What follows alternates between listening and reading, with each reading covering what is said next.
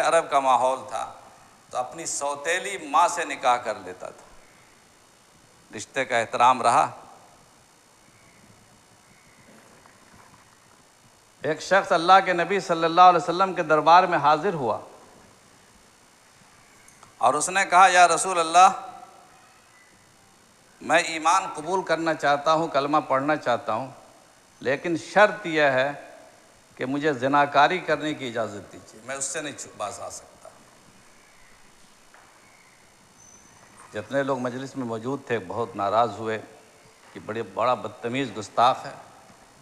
اس طرح کا سوال کرتا ہے، مطالبہ کرتا ہے سرکار دو عالم صلی اللہ علیہ وسلم سے۔